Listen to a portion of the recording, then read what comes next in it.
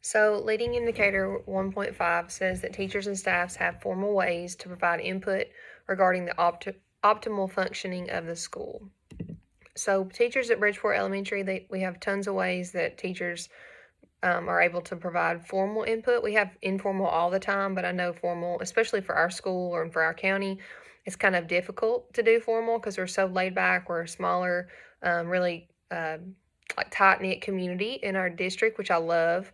But we still have to provide formal input, and our teachers do that. So one of the ways we do that is we have learning rounds.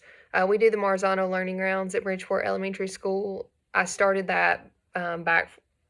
I'm the I'm the principal at Bridgeport right now, but I was the assistant at a previous school, and it was a high school, and we were in an A+ school. We did the grant for 3 years, so I learned about learning rounds then, and I loved them. So we do that now, and that's one way that I get formal feedback from the teachers. We've done it in-house. We've done it with our own teachers, and just kind of rotated throughout the grade levels. We've also done it with a neighboring school in our district, Stevenson Elementary School. The principal and I are really close friends. Like I said, we're all really good friends. We're all really close.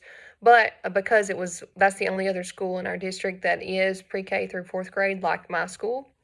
So we thought that we should do learning rounds together. I would like to do learning rounds with our high school. I think that would be kind of neat to let them see how the elementary school world works and vice versa.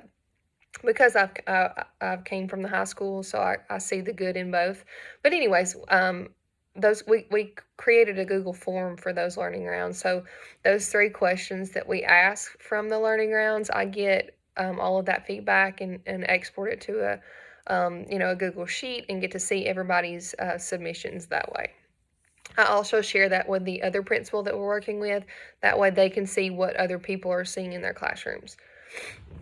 Another thing we do is at the end of the year, I like to do a professional development survey. I linked it in our Moodle just to ask, what would you like to see more of? Is there anything I can do as your school leader to help you, develop more professionally? We have a grade level questionnaire. It's a PLC grade level questionnaire. I try to get one at least once a month from each grade level. They meet all the time, but formally, I want them to meet at least once a week, and then I have a questionnaire saying, "Hey, when did you meet? Who did you meet with? What did you learn? Some of the things. What are you gonna, what things are you gonna change, to see your data move in the right direction if it wasn't moving in the first place?" So that's another formal input that we get there.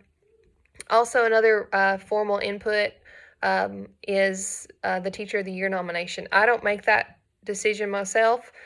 I could just say, "Hey, I think this one's the best teacher," but I want the faculty and staff to have input in those things. I want them to be able to decide who they want to represent their school. So we do a quick Google form, and they got to elect what teacher they wanted to put in the hat for the Teacher of the Year from our school. And then it'll go to the district level at that point. As far as parents go, how do they have formal input? One of our I forgot which one it was. I think it's 1.6 actually. One of the things they got to do was they do parent surveys on our newsletter. So we created a newsletter. We scored really low on whatever indicator that was.